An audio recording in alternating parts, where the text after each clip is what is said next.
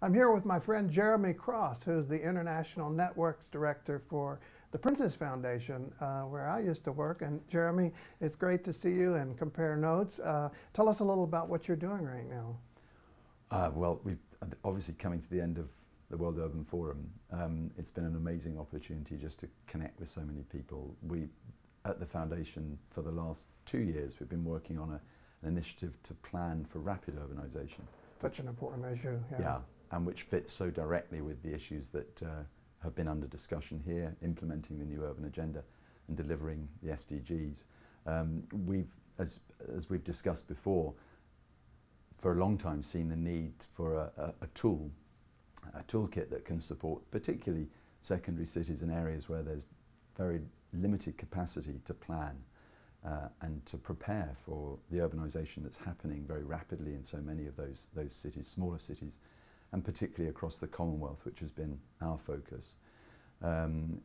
This all grew initially out of a roundtable following a Commonwealth Local Government Forum meeting in London, where they met at Clarence House, and in discussion with the Prince of Wales, this idea for additional resource to support small cities came about. So following that, we've been working with the Commonwealth Local Government Forum, with Commonwealth Association of Planners, a critical organisation, and as well more recently with the Commonwealth Association of Architects, particularly to build and connect between disciplines so that we're not, which is often a problem, isn't it, focusing purely on planners, but actually thinking of the many others, architects, engineers, surveyors, who might have planning in their job title but not have any real experience of how to deliver that in a professional manner.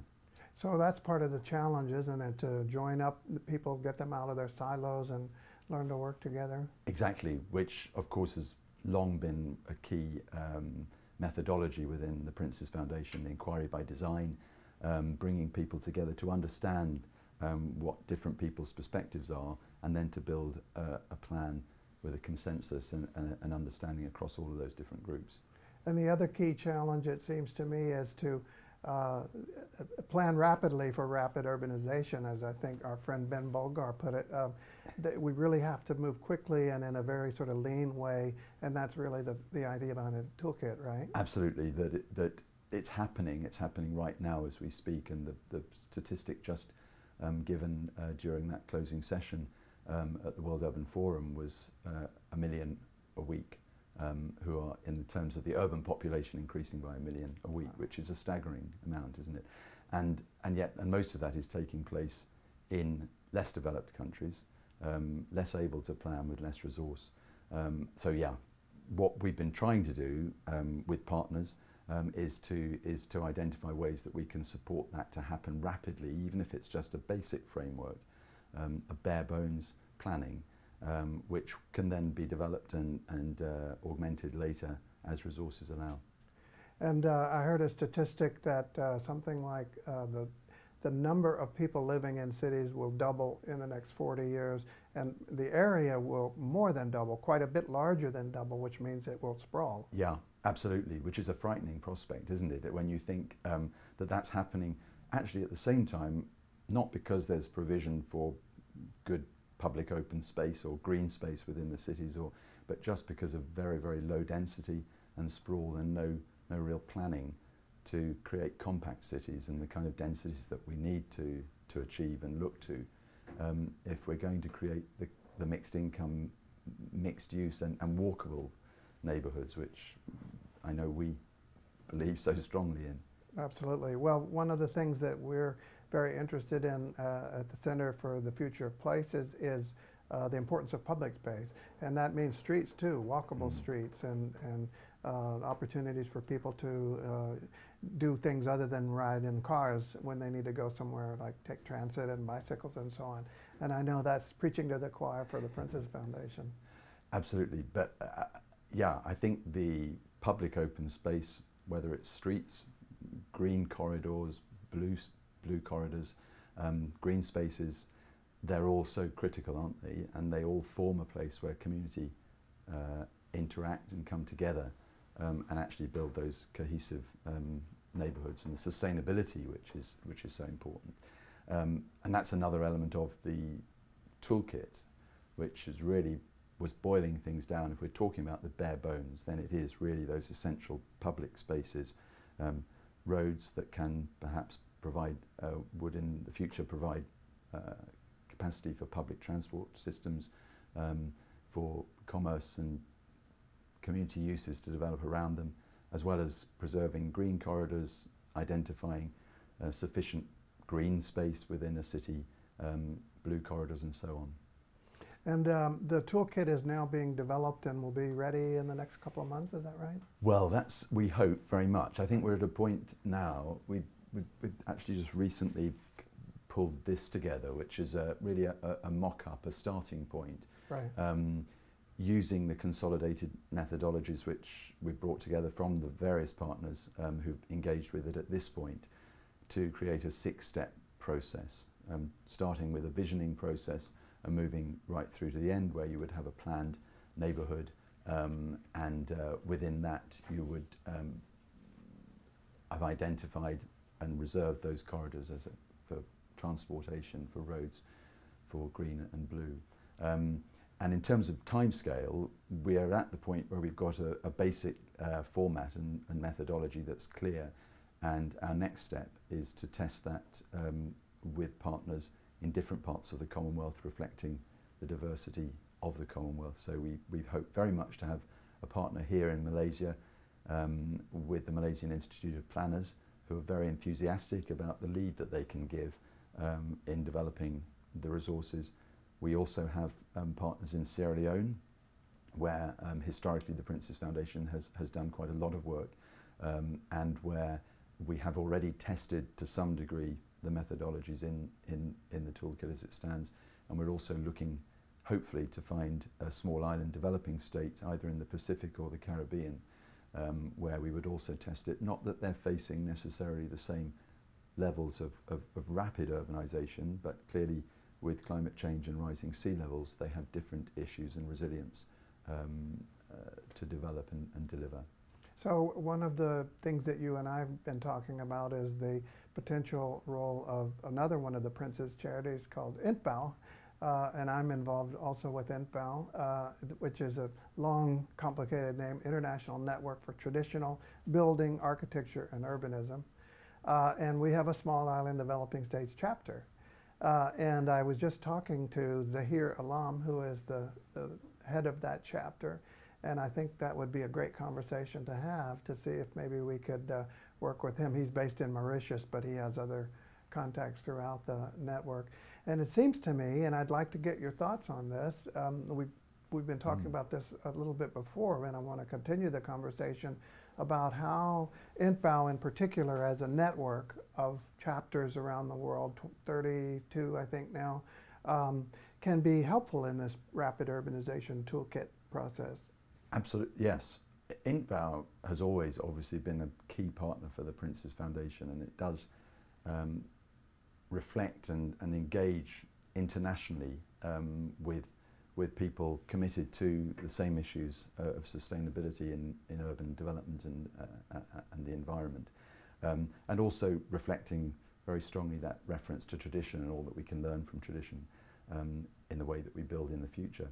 And certainly INTBOW, we would welcome a deeper engagement with INTBOW in relation to the development of the toolkit. And the idea of specifically being able to connect with the small island developing states, I think is a great one, because they again lack often the support structures. I know that you will have the Malaysian Institute of Planners or the Kenyan Institute, but with small countries like that, I would imagine feels very, very lonely for the one planner who has the responsibility for planning in the Solomon Islands or wherever, and yet their needs are just as great and are often ignored. So that would be a wonderful development to take forward. In fact, Zahir was talking just the other day about exactly that, the problems they have with being isolated from one another, vast distances across the ocean and so on, and yet they need to find ways to collaborate. It does seem to me that this need to collaborate, to join up, is such a key dimension of the challenges that we face And I wonder what your thoughts are about the role of academic institutions like ours. I know you're working with NYU, right? We are, yes. New York University, the Marin Institute of Urban Management have also been very supportive, and we again have identified that some of their methodologies and the way that we would see this developing are very directly aligned, recognising specifically that the response needs to be rapid. And an awful lot of what we try to do up front can perhaps come later if we are to preserve the kind of the essential framework. So New York University, we've certainly been working with them in this, and they've provided a lot of support in terms of research and data analysis, which they will continue to do, and also reference to their two programs that they've worked with in Ethiopia and Colombia.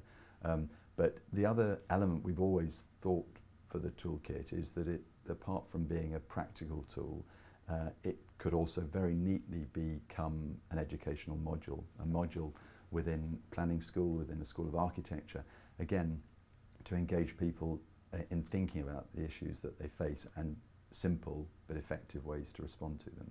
Well, that's something we've certainly been thinking about as well. How do you, first of all, create tools of that kind? How do you apply the research and the academic components to the process to benefit, and then harvest those benefits to share with others? How do you use that as a public education function and a professional education function?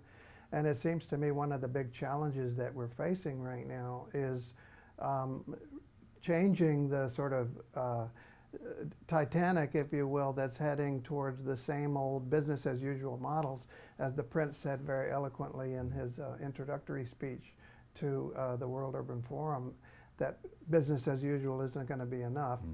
And yet we have to really change the way architectural education is done, for example, and education in planning and urban design, to start to face these realities and the human dimensions.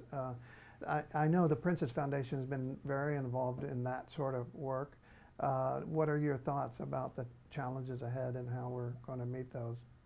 I think there are many. Obviously, there are many challenges. I think part of our thinking behind the toolkit is that it will be a very easy way, particularly for educational, for universities and other colleges of higher education, particularly in the developing world, who often lack the resource to develop modules that can be tested, that have been tested and that can be used effectively. So I think we anticipate that people will welcome the provision of a resource in a packaged format that can quite easily be integrated into a curriculum. I think what we'd also very much like to see, again going back to the point we've discussed about partnership, is ways in which we can identify academic institutions in the north, in Europe, in North America, in Australasia, who might be able to effectively partner with those universities in other parts of the world and support them in a continuation of development of the toolkit. Well, we're very keen to explore that with you as well.